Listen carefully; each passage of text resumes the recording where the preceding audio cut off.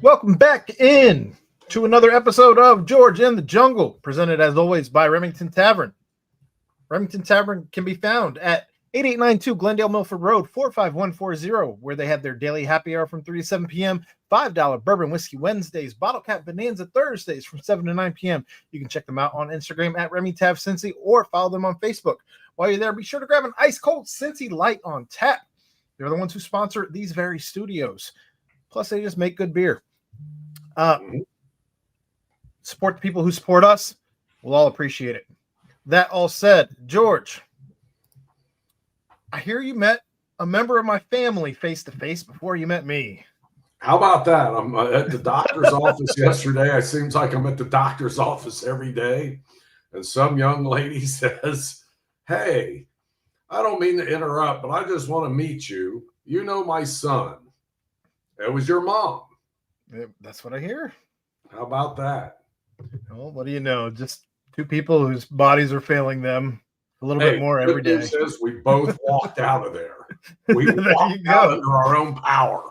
That's a win. But we were both seeing orthopedic surgeons, so we may not be walking out of there for long.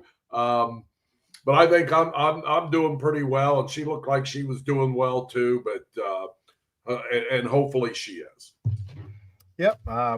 She was excited to get to meet you before I did, face to face anyway.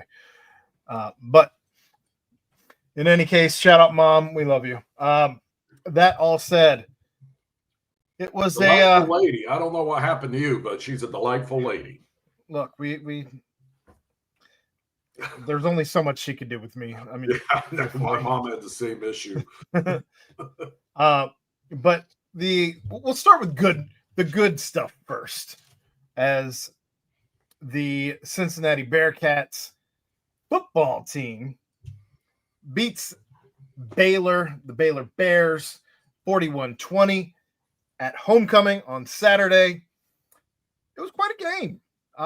You saw, I don't know that you ever felt that Baylor was going to really get in this game, but they did the thing that we hate seeing them do, where they allow a team to bookend you at both the end of the first half and again on the second half with points. And in this case, it happened to be touchdowns both ways.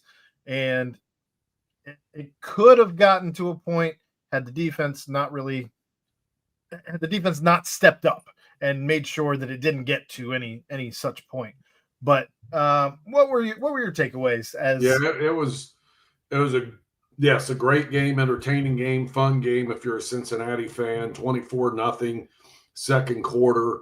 I wasn't going to have a beer during the game. And then in the third quarter, of course, after you said they did the thing at the end of the first half and beginning of the second half, I had to reach for a beer.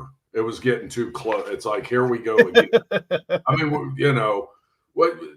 we still, have PTSD from that Pitt game. I mean, everyone does.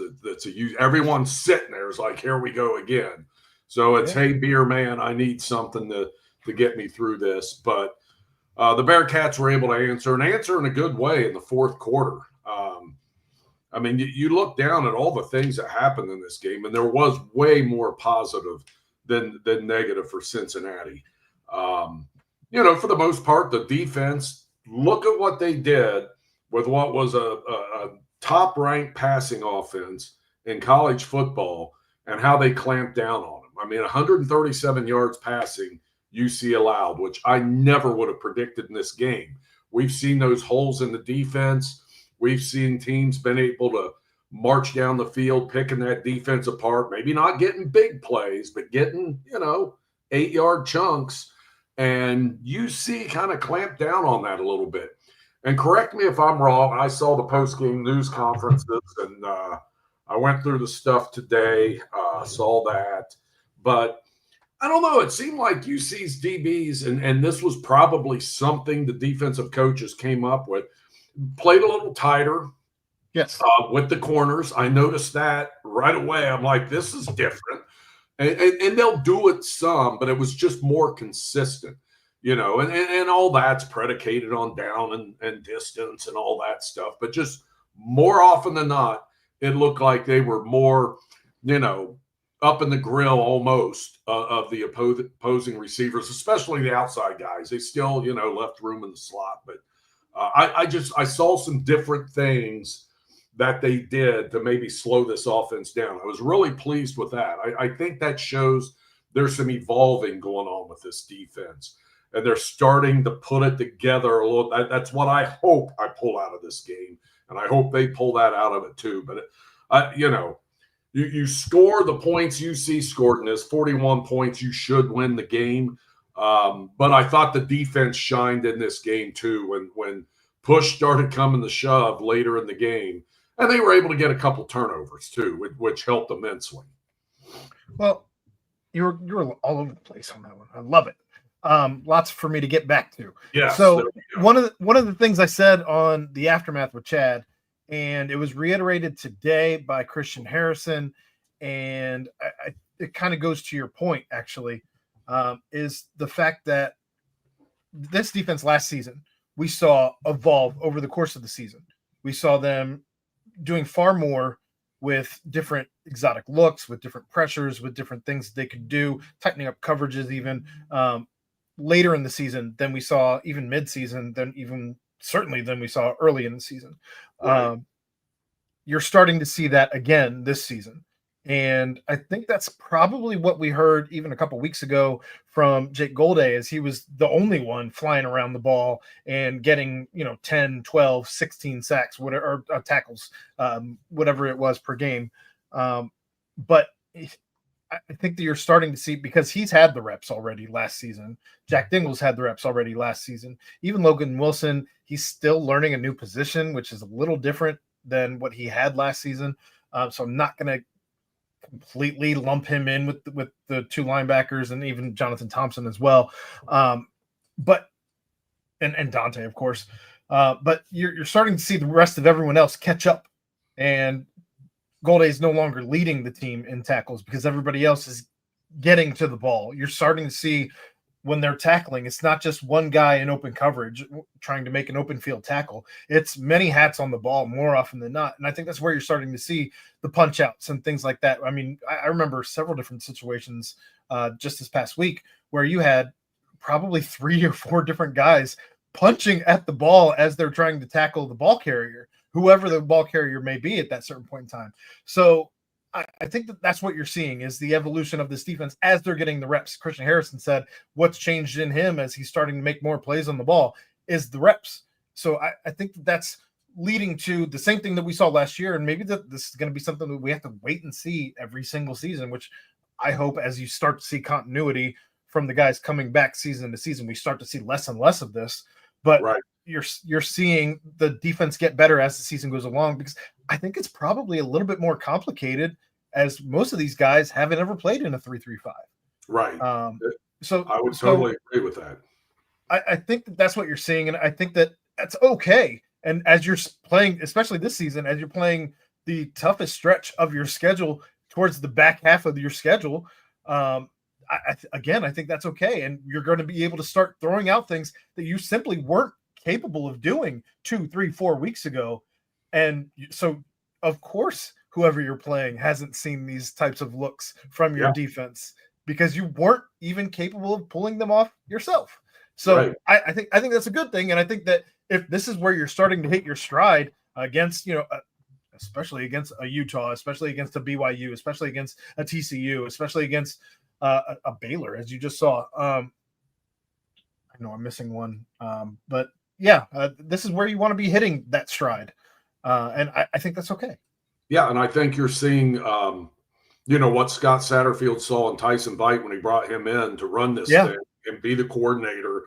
And it seems like he's tinkering more and more and getting everybody on that same page where he can do these different things because they are getting it. And the basic stuff he wants is clearing out of the way. They got that down. They can start adding.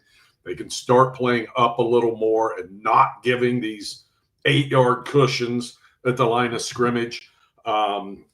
Certainly there are some long yardage situations where you're going to do that, but not. I mean, it was almost like every down early in the season. So I think Correct. some of that has changed, and that's good to see. And it gives me a lot of faith that I shouldn't say I didn't think they knew what they were doing before, but I certainly am seeing proof that they know what they're doing, installing this defense and coaching it this way, and bringing these guys along, and starting to have a side of the ball that will hold up its own, as opposed to Sorsby and that offense having to be the be all end all.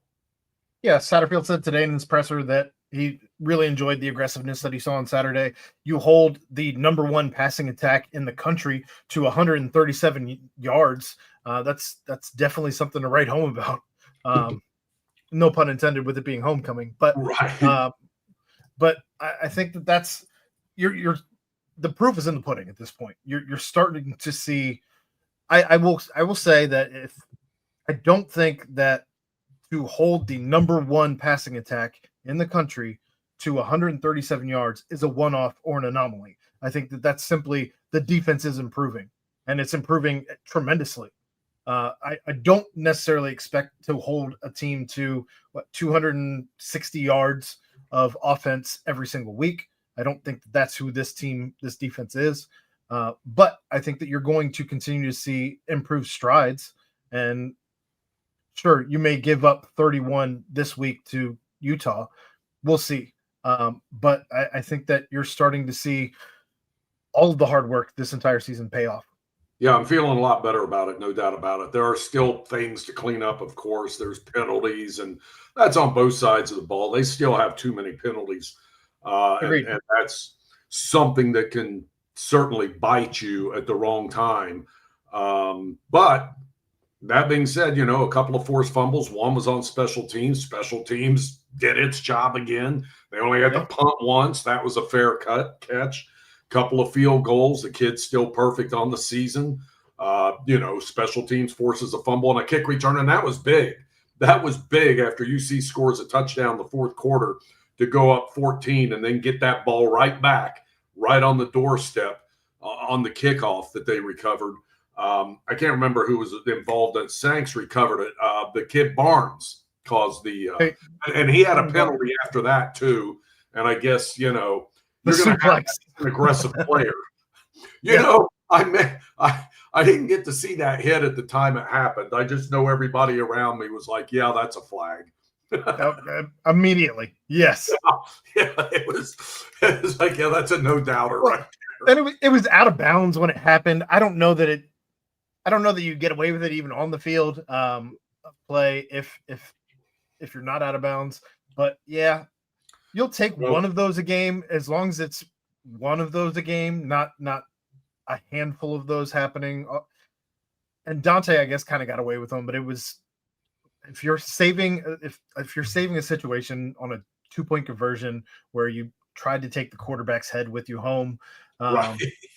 And you end up giving half the distance, which was maybe a half a foot at that point in time because you'd already had a penalty before that on the same 2-point conversion. Okay, you saved the 2 points and fine, live to fight another down. But like I said, I mean, it's not 10 for 88. It's not terrible. We saw much of the same under Satterfield's tenure here. It's been about the same with Luke Fickell's staff. Fickell for some reason. With Luke Fickell's staff, it was about the same. So I've been complaining about this since I can't remember what it was under Tubbs. There were so many issues, but I just remember like when Fickell, his first year, there were way too many penalties and the team got better and the wins started rolling in, but the penalties were still there. It was kind of weird. But they made it work, and they made it work Saturday with 10 penalties. That's too many, but certainly you want to cut that down, but you also want your guys to play with some aggression. I mean, they have to do that. And when you're playing a team like Baylor and what they can do offensively, you have to have that. And hopefully we'll see more of that aggression this week without the penalties. And then you look at the other side of the ball, too, and, I mean, that was, it's another Sorsby humdinger of a game, in my opinion. I mean, the dude, didn't throw for that many yards, but ran when it was prudent. And you look at every touchdown UC scored, and there was something pretty cool about it. Walker, the 1 yard touchdown, it's a 1 yard touchdown.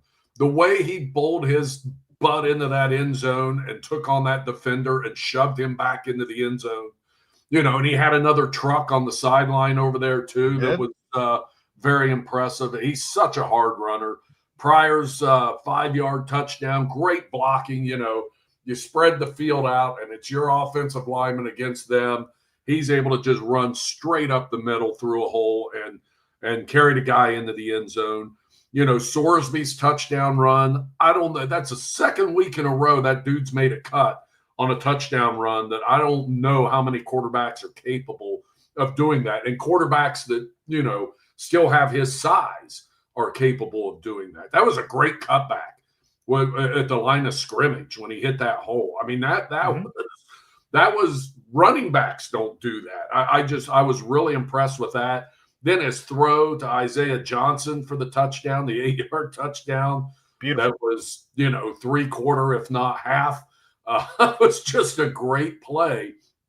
And Isaiah Johnson's becoming a great playmaker at the right time for them too.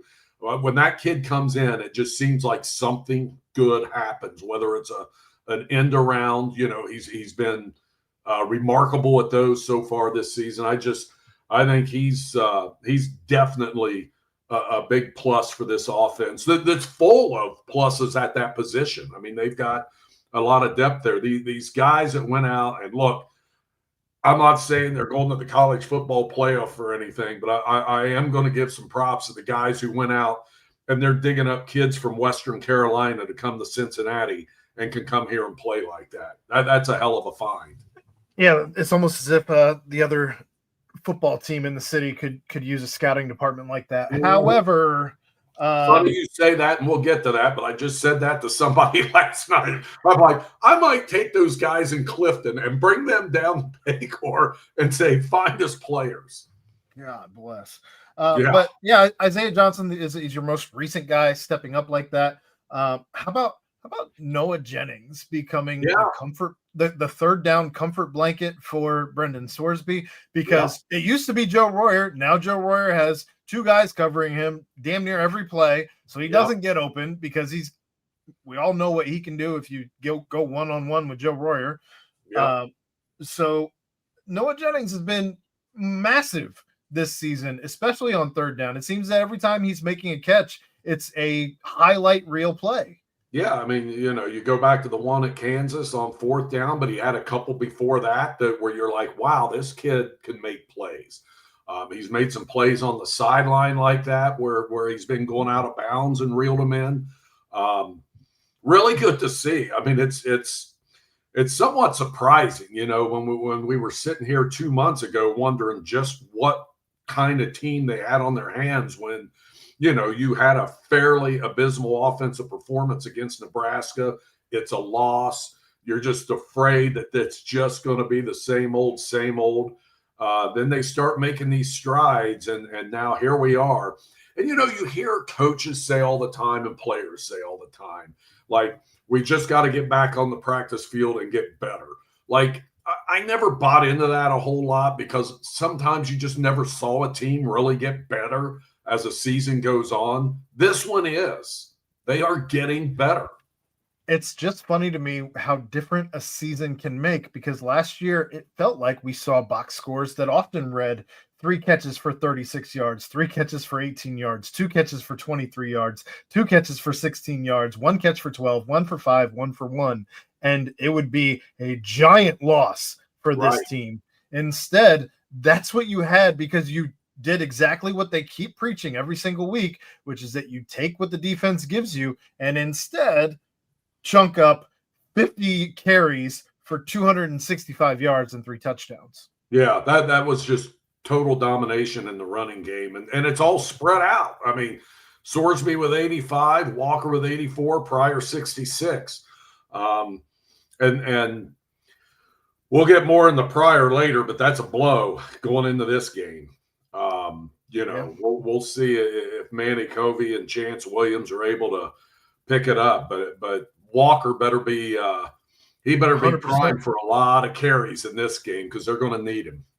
Yeah, we can get into it right now anyway. Right now, it sounds like when the injury report comes out, Satterfield alluded to it today that it'll probably say out next to Evan Pryor's name, and that's pretty much where we're at with that. That said, Tawee Walker did have to leave the game for briefly. I believe he was out when Evan Pryor went down, and Tawee Walker had to come back in. So Satterfield mentioned today you could see Tawee Walker used as a bell cow, depending on how he's running. If he's running really well, he doesn't know that he's going to want to take the ball out of his hands. That said, we've seen Manny Covey both this season and last season when called upon, he's answered the bell. Chance Williams, I don't know that you're going to quite see the same thing that you've seen out of Evan Pryor, but he's kind of built the same way in that scat back type of role. I think Evan Pryor's obviously a little bit bigger than Chance Williams. I think probably he's certainly taller, but I know he's got a little bit more weight on him as he's kind of built more like a Darren Sproles, Chance Williams that is, as opposed to Evan Pryor is not built like Darren Sproles. But maybe you'll see some of the same type of looks anyway if Chance Williams is out there. That said, Tawee Walker is still going to be a guy that nobody really on the roster can replicate. So if one of the two has to go down, maybe this is a best case scenario. But yeah, it's certainly a blow to the offense to have your lightning gone from your fire and lightning.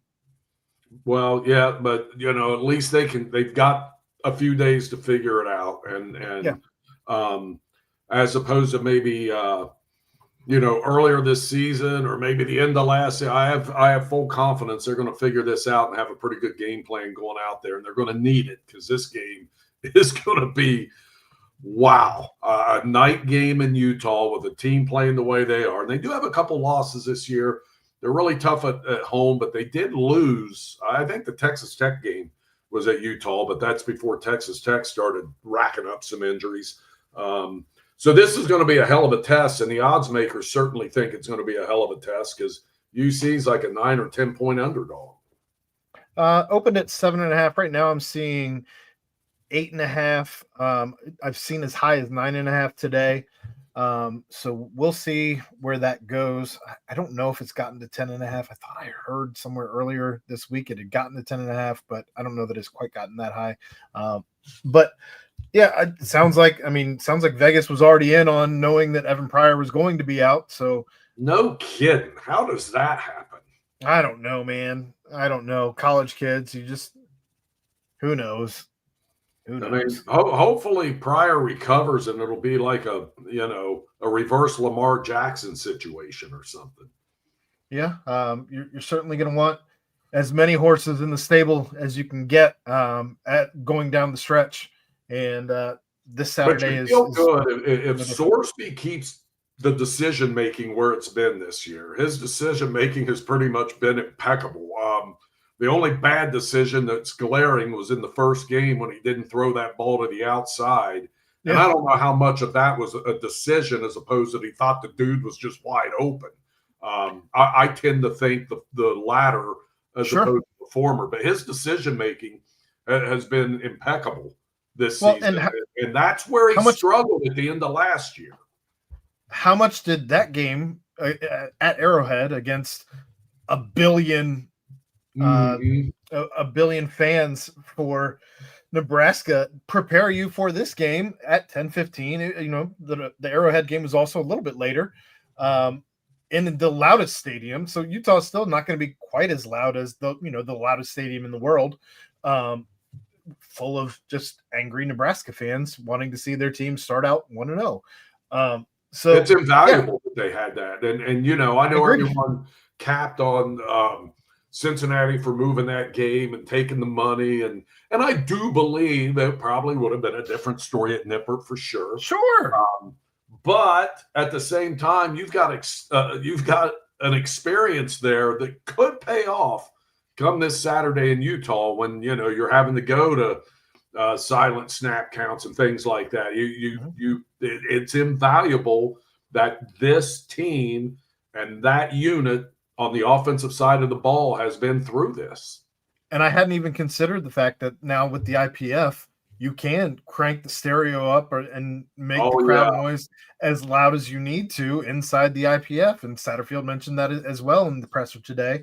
So that's just another thing that, yes, you can try and replicate that inside Nipper. It's not going to be the same as in the IPF and in an enclosed space where it's just echoing and reverberating off of every empty hollow wall inside that place.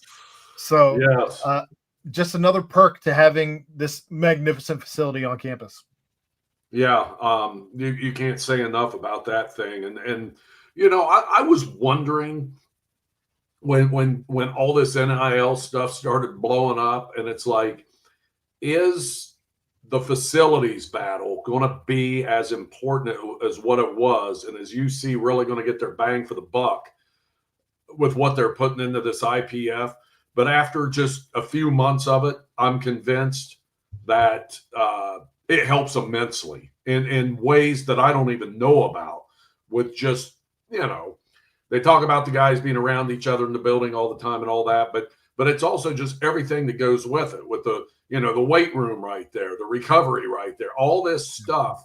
And it just, to me, if I'm a kid and I'm looking at playing college football and thinking I may have a ghost of a chance of playing in the NFL, you want all that stuff. Yeah, it's nice to get the money up front, but you might offset a little NIL money to have that kind of a setup to maybe set you up to reach the highest of your potential to make it to the NFL. Well, switching gears, there is another team that's looking for a similar facility on campus. As your basketball team, it is probably next up in line for a new facility. That all said, woof, this was a terrible, terrible exhibition game. If you watched it, as Arkansas takes down your Cincinnati Bearcats 89-61. And the only player in double digits, George, was Halvin Zella. He looked pretty good, didn't he? I mean, he looked like he gave me some help. I was I've been impressed with his minutes thus far in exhibition play. He looks like he's put in a ton of work, but he is your leading scorer for the Bearcats in this one with 10 points. It was one of those games where you can tell that neither team really did a bunch of scouting. You could tell that in the second half, it felt like it just became street ball for both teams, and they weren't running really like offensive sets or anything like that. It got sloppy on Cincinnati's part, I thought. When you finish with 9 of 22 at layups, when you finish 9 of 36 from three, neither of those stats are very good. Just a bad shooting night, really. And this is one of those games where you definitely chalk it up to, well, exhibition games don't count. Yeah, it was. Look, Arkansas is a talented team. That team's loaded, absolutely loaded. That freshman looked really good. They're returning players.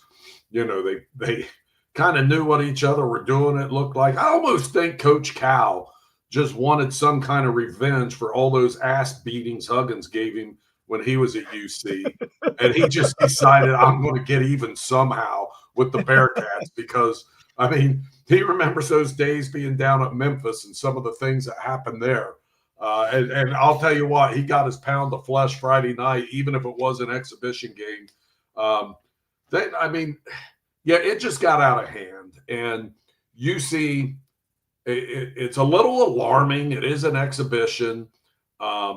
It's alarming, but it's so early. And these dudes, it's all new guys. Like, it's a whole new puzzle that you're putting together.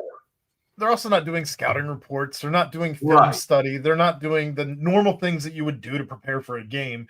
They're just simply going out and playing basketball with what they've learned so far. Now, I wish I had more of a track record to believe that this coaching staff will get them there. That's fair.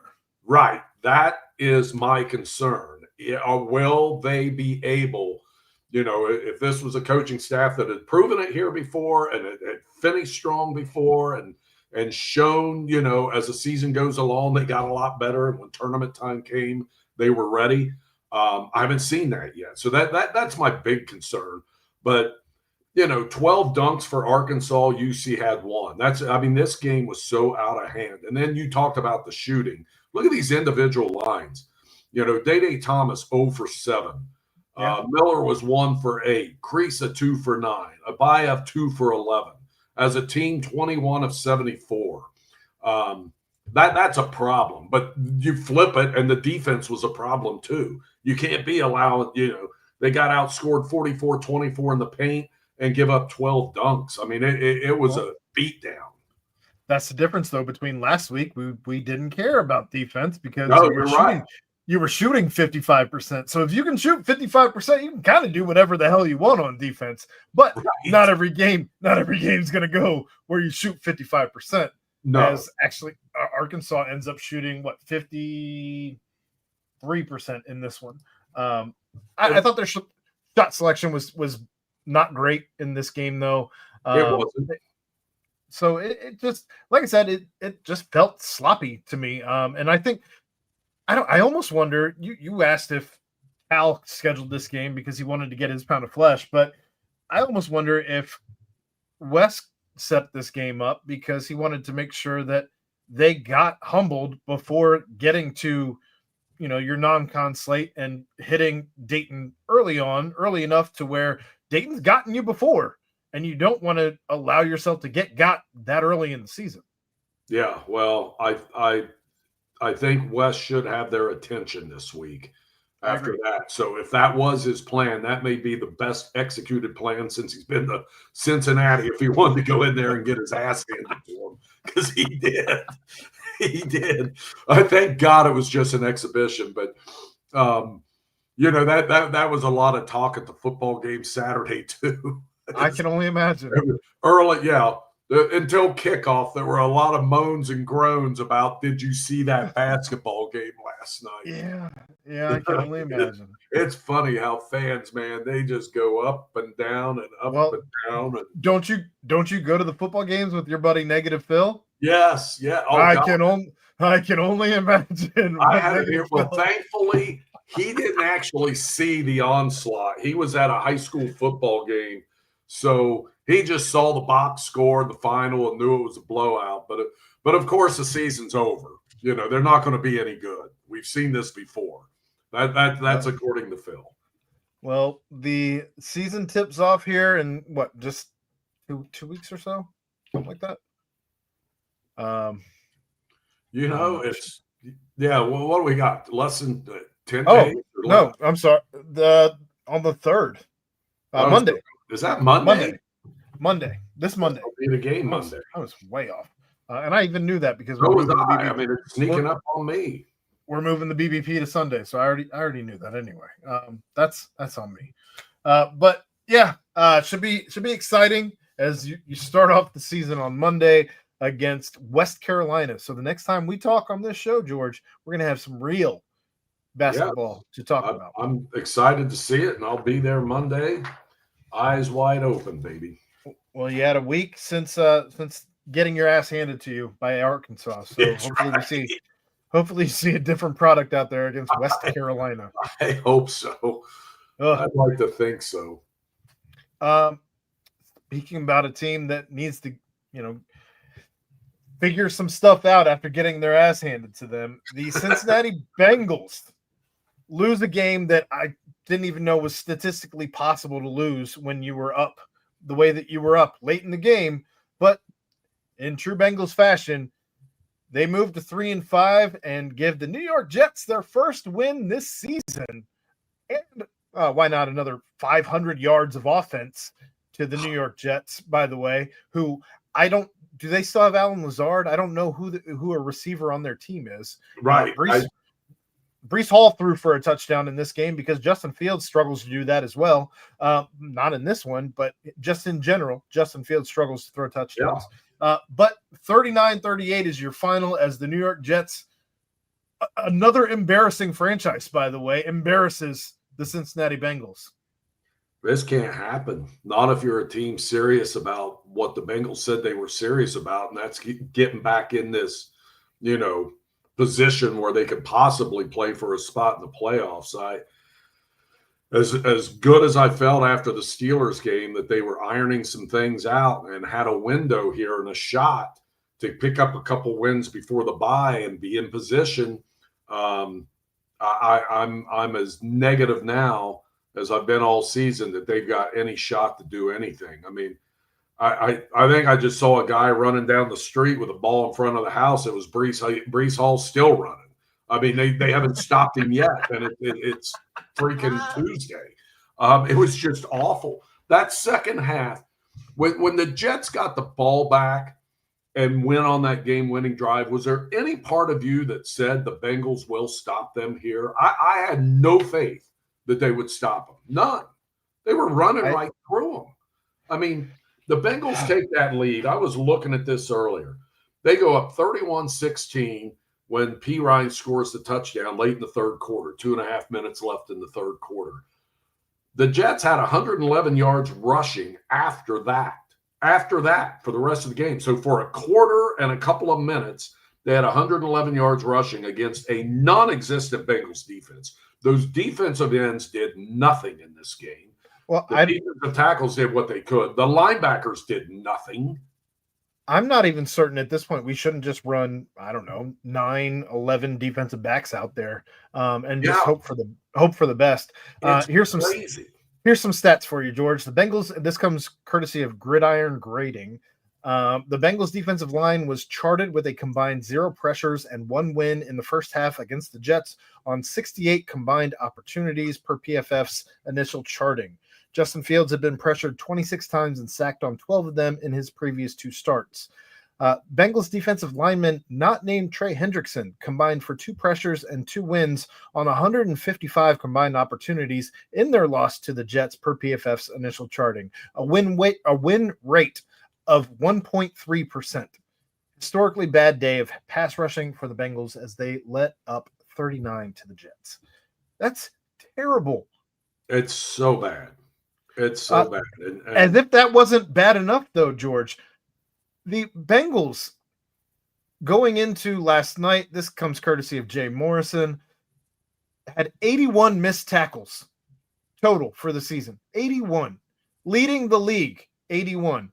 The next highest was the Washington Commanders going into last night.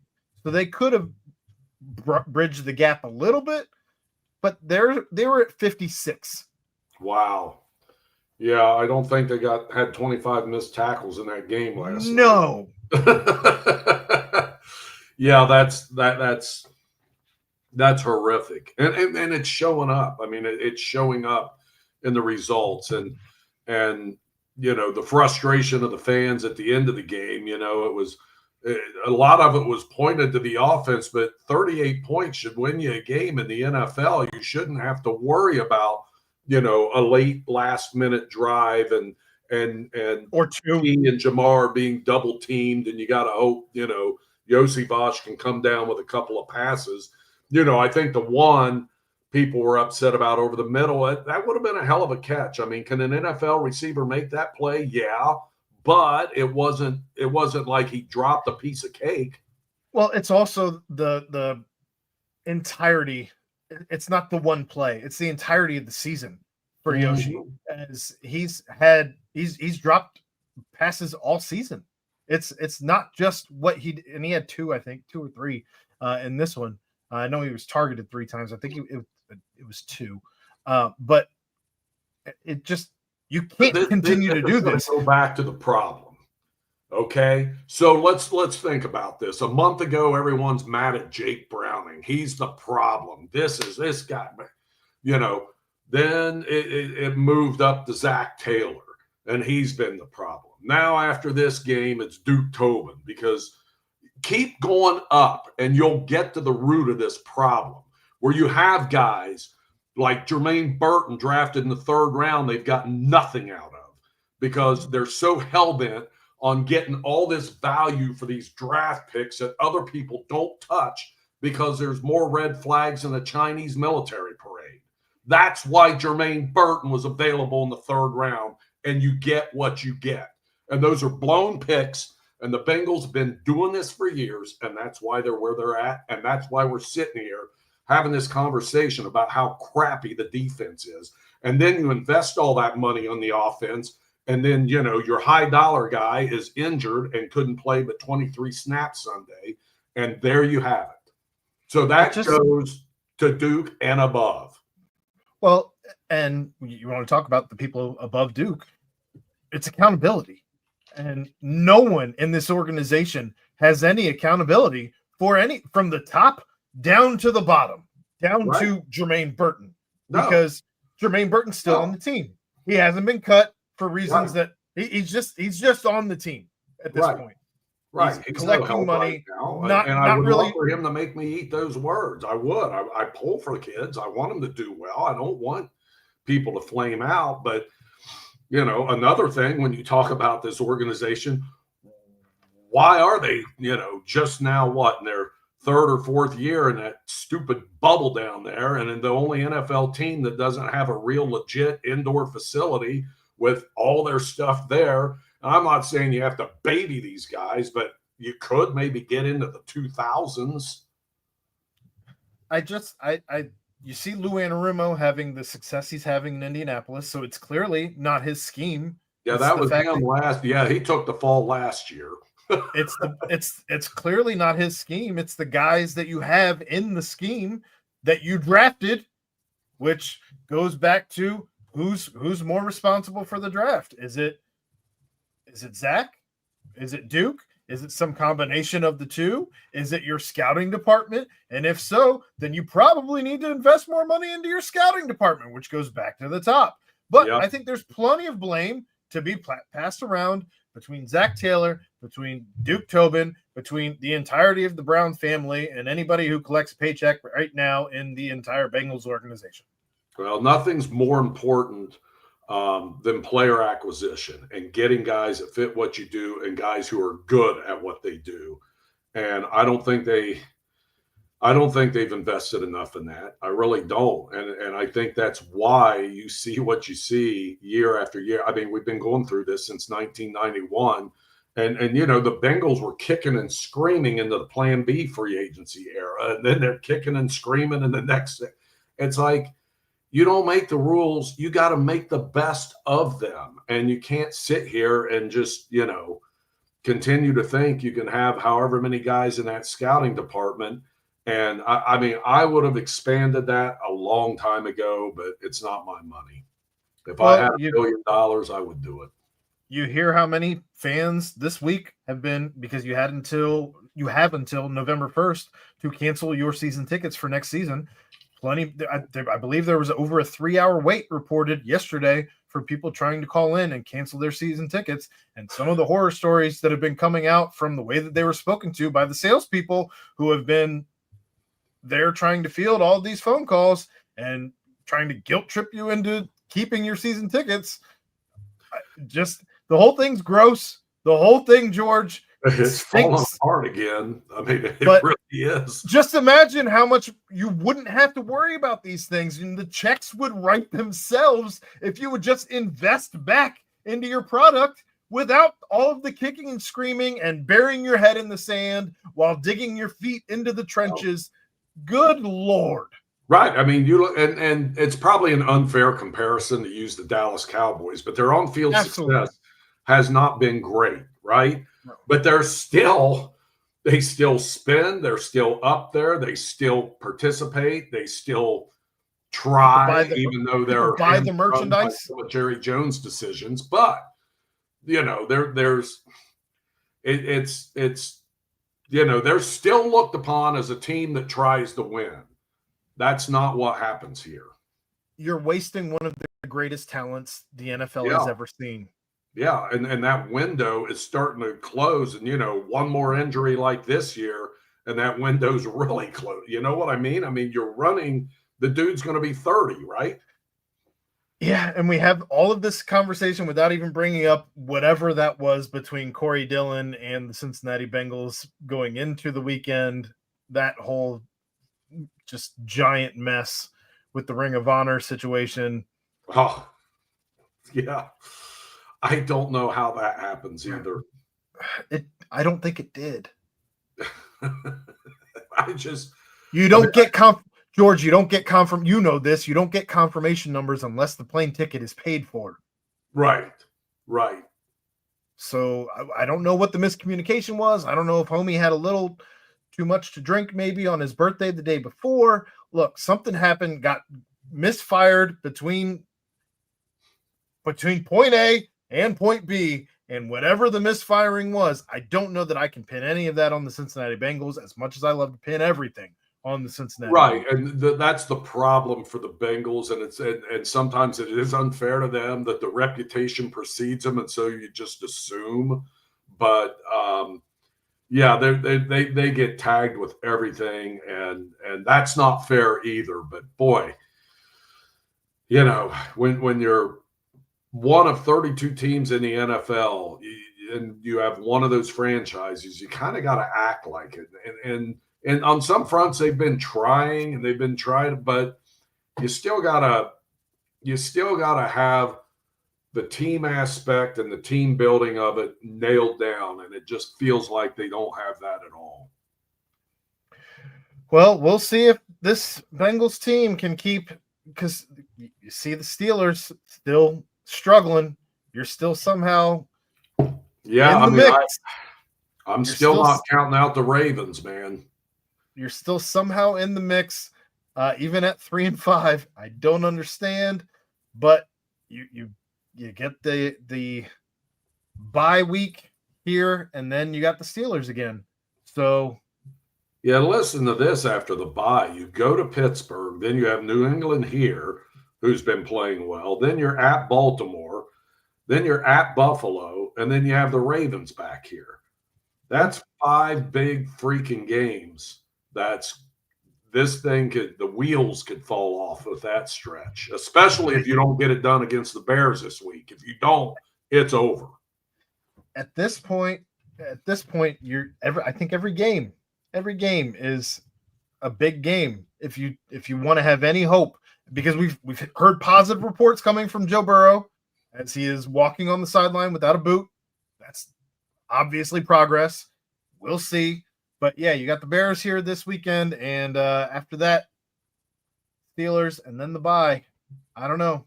And the Bears are favored. I never dreamed that they would be favored in this until what happened Sunday. And when you lose to the last winless team in the NFL, that's what happens. And I don't have a whole lot of faith. I can't tell you what's going to happen this Sunday. I have no idea what to expect. That's what's going to be intriguing for me, because I have to watch that game because I have no idea what to expect. Guilty confession, George. I actually went to Costco in Columbus, which is 90 miles away or 90 minutes away each way for us to go to Costco. I did not watch any of this game, and I feel better about it for not having. Oh, you couldn't see the Jets game? Look, I did. We did try to pull it up on the phone and all of that, but there's like 84 hoops you have to try and jump through to try and watch mobily at this point with the NFL. It's so stupid. They want you to pay for another service, NFL anyway. Right. I feel better about not having watched. Oh, it was brutal. I could not. That second half was just brutal. I mean, it wasn't until I watched via Gamecast, so I could see the plays as they were happening, as far as what happened. It was one of those slow burns, and you knew it was coming. And when the Jets got that ball back, it's like there is nothing on that field the Bengals can throw out there that is going to stop what the Jets have been doing. I mean, once the Jets found it, it was over. We've seen it 100 times as Cincinnati fans in one way, shape, or form in every sport.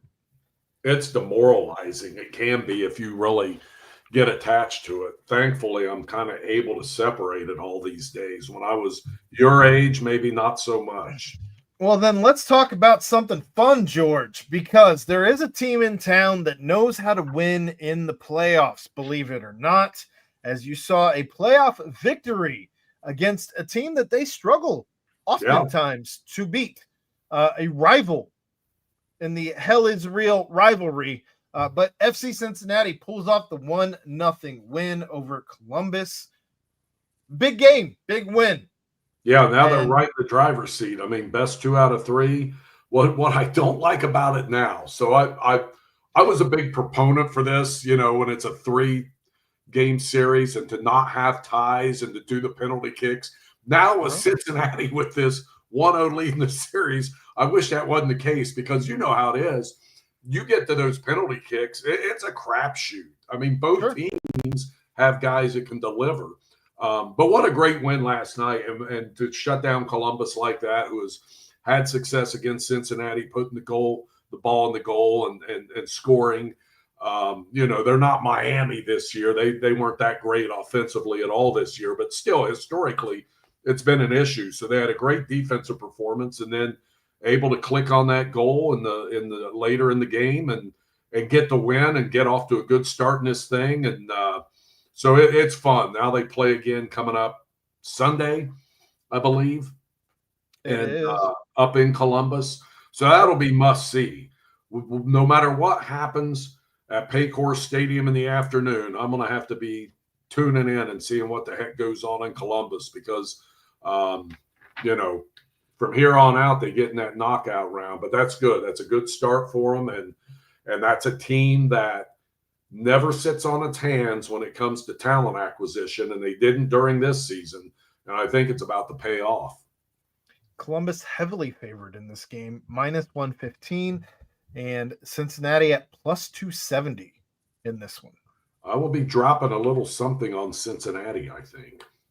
The draw is +290.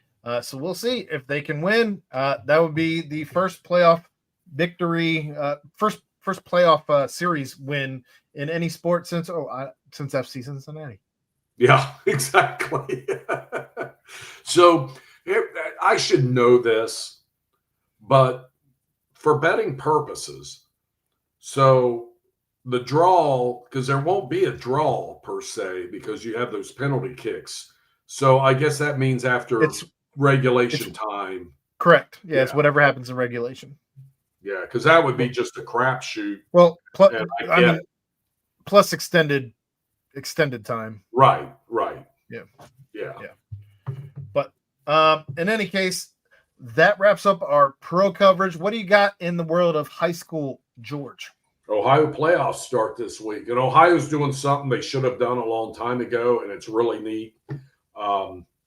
They've got 12 teams now per region instead of 16, so you don't get those lopsided matchups. So the top four in in each division, the top four in each region get a bye. So in Division I in Ohio, that's Elder, Moeller, St. X, Princeton get byes, and then the other 8 duke it out. And there's some pretty good matchups. The best one in Division I is Mason at Fairfield. And then in Division II, Anderson among the teams getting byes. But all those Division II first-round games coming up this weekend are really good matchups. There's some really good ones. Ohio kind of got it right on this thing. So you don't have a lot of that lopsided stuff. And then Kentucky closing out the regular season. Lloyd going for a perfect undefeated regular season against Boone County. Holy Cross at Bellevue. Holy Cross going for an undefeated regular season at 10-0. And then the following week, the Kentucky playoffs begin. A lot of teams are playing on Thursday night in Kentucky this week because the playoffs start the next week. And a lot of teams are on byes this weekend because you get a bye week in Kentucky, and a lot of teams choose to use that at the end of the year so they have a bye before the playoffs and, can get healthy and all that good stuff. So, it's a weird week in Kentucky, but still some good things going on. And then the playoffs will crank up. And then Indiana's been in the playoffs, and there's some good games over there this week as well, playoff games. Indiana's always been odd about, like, everybody makes the playoffs, and they start the playoffs like mid-October. Goodness gracious. Uh-huh. Before we go, we got a couple minutes here. I wasn't sure if we'd have time to get to it, so I saved it for the end here. Any thoughts on the Marty Brenneman statue and its damage that it took? Crazy, but it's some kid, right? Did they nab the person? I heard today, but that was a fleeting radio report that I can't believe. Here's my thoughts is, if you made this thing out of bronze and it had weak points like this, you probably had too much detail. Like it's bronze is pretty strong stuff. Maybe make sure you don't have there's these weak points like that. I mean, it broke on the microphone. I right. understand microphone's very important, but you probably could have constructed it maybe a little more structurally sound. I don't know. Yeah, I mean, it's a shame this happens. I guess, what I heard, it was some kid, and kids do dumb things. And I don't know, maybe they, it would be a shame to do it. You can't really enclose it. I guess you could. Do you That's why move I'm it up saying higher where somebody can't really get to it? I don't know. no.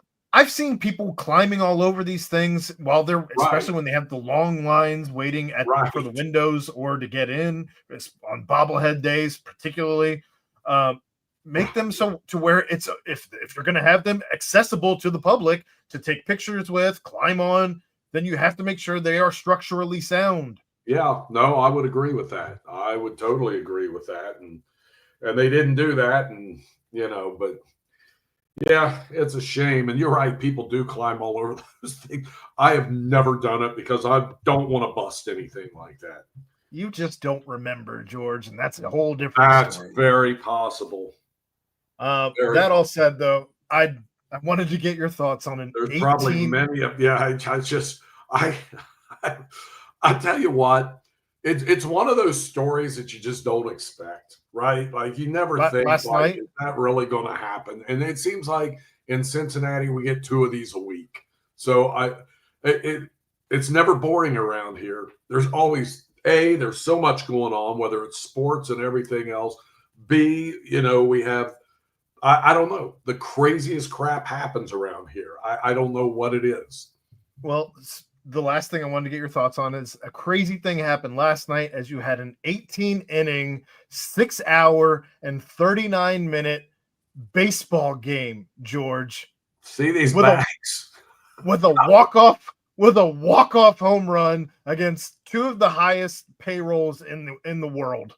What a crazy game that was. And it was, and so many men, there were like 22 men left on base by the time they got through like the 10th inning. Like there were so many chances. 19 pitchers used in this game. I don't know how anyone's available to pitch today. Yeah, I think the Dodgers were out of pitch. That Klein guy was like their last dude, I think. They bring in Clayton Kershaw out of the bullpen. I do love playoff baseball. I was glued to this thing. I couldn't believe, and I'm in bed watching this. The wife made the mistake. I asked her around 11. I'm like, I'm running out of gas here. I'm leaking oil. Do you care if I watch this in the bedroom? No, that's fine. 2 hours later, she was not happy with her own decision. But what a game. Ohtani gets on base 10 times. I believe it was 11. He was 4 for 4 with it was 9 times. He was 4 for 4 with 5 walks. They kept putting him on base. Yeah. And I get it. And then Mookie Betts comes up behind him, and then Freddie Freeman, I mean, he had a couple chances to win it before with a walk-off, and they put up a stat. It was like 18 walk-off hits in his career, the most in Major League history, and then he does it again with that home run. I mean, just what an amazing career that dude's had, and just such a primetime player. I mean, oh my God, it really makes your heart ache that other teams have players like that are so damn clutch. Boy, I'd love to see that in Cincinnati again sometime, but that game was crazy. And I don't know. I think the Jays were up 2-1 tonight, but I'm sure I'm going to be glued to it again. It was just good. I'd love just one clutch player. One. I know. Not a whole roster full of them, not a gaggle of them, just one. It is crazy when you see these lineups. The Blue Jays are no slouch. They got dude after dude after dude. Yeah. And so do the Dodgers. It's like, I mean, my God, it's seriously high quality baseball, and it's been a lot of fun. This playoff season's been fun for me, and looks like this World Series. Now I got to root for the Jays tonight. I want this damn thing to go 7 games. A game 7 between these two loaded rosters would be incredible. Yeah, this is a World Series of Moneyball in a completely different direction than the director of the movie ever intended. Yeah. Good. Anyway, that's gonna wrap it up for us here. I appreciate you entertaining my last final thoughts there, George. Oh, I like it. But thanks as always to Cincy Light for supporting us within our studios. Thanks to Remington Tavern for supporting this little show. You can find them at 8892 Glendale Milford Road, 45140, where they have their daily happy hour from 3 to 7 p.m., $5 bourbon whiskey Wednesdays, bottle cap bonanza Thursdays from 7 to 9 p.m. Check them out on Instagram at RemyTavCincy or follow them on Facebook. But for George Vogel, I'm Aaron Smith. We'll be back here next Tuesday at 9 o'clock to discuss all of your Cincinnati sports. Thank you, Aaron.